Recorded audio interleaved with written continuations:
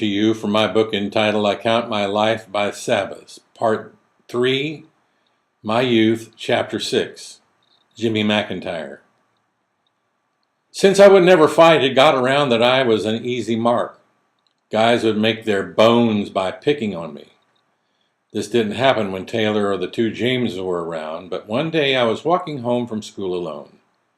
I had done an experiment using dry cell batteries, and I was carrying them home one in each hand with my books and papers under my arms.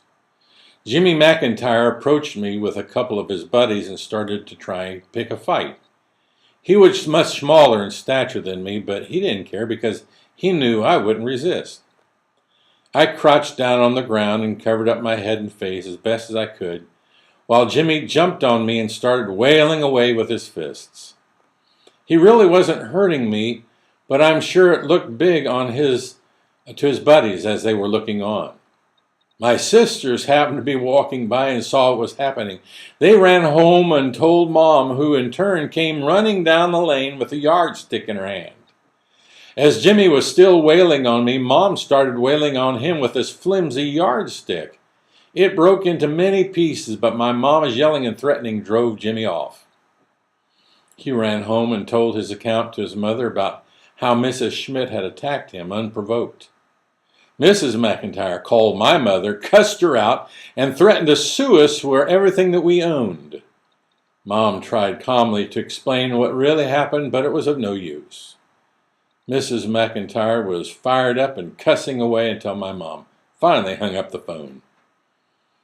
Staying at our house at this same time was Uncle Joe Urshan.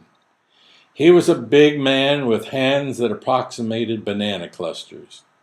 He was there to hold a revival at our church, and I recall him asking when we walked in the door, "Faith, what on earth is happening?"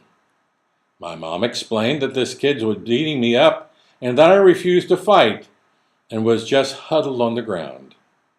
She told him that I was obeying their orders never to fight. Uncle Joe was aghast. He said, "My God, Faith, why on earth would you tell Stevie not to fight? Let him fight! It will be good for him. Let him fight!" That was all I needed. From that time on, I was released. Chapter 7, David Van Deventer. It wasn't long after this event that I was walking over by the Methodist church when a group of guys caught up with me. It was time for David Van Deventer to make his bones by beating me up.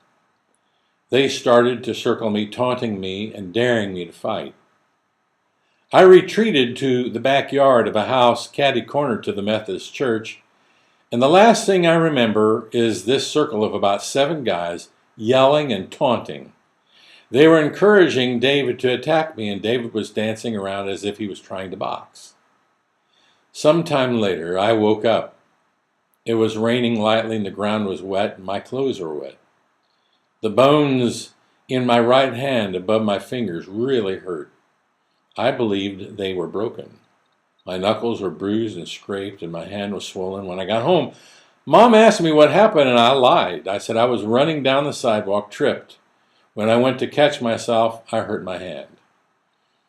I was never taken to the doctor, but my hand healed up after about 6 weeks.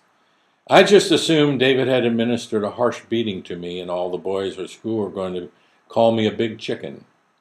I did not look forward to the next day at school and that prospect. The next day, however, that wasn't the case. As I walked around, everyone was giving me a pretty wide berth. No one called me a chicken. Even the tough guys were coming up to me and clapping me on the back, and I couldn't understand why. But apparently I'd become so frightened and terrified at the thought of being beaten up again that I passed out. During that period of unconsciousness, I had leaped on David, beaten him so bad that he had to be hospitalized. A part of his ear had to be sewn back on. The other guys all fled so as not to be harmed themselves. In my exhausted, unconscious state, I lay on the ground until I came to in the rain. No one ever challenged me after that. Mrs. Van Deventer didn't call my mom or report the matter. I never heard another thing about it except rumors that spread about.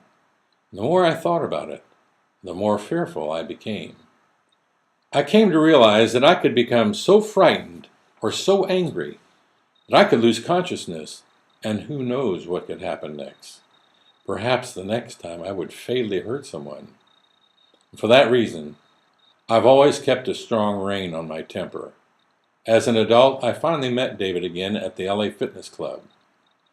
He was very friendly, and we shared a good laugh about that day. As an adult, he's a really nice guy. Chapter 8. Johnny Meyer. The lane we lived on was not a municipal street, therefore it was up to the homeowners to keep it up. It was gravel for a long time, but finally everyone got together and ponied up the money to pave it.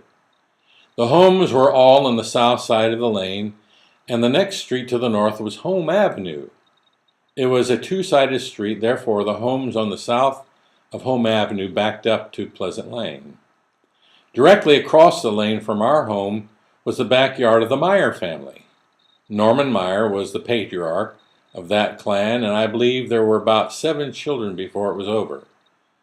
Mrs. Meyer was one of those women who, like Sister Skaggs, always had a sad smile on her face. She had a lot of laundry to do, and there was always clothes drying on the lines.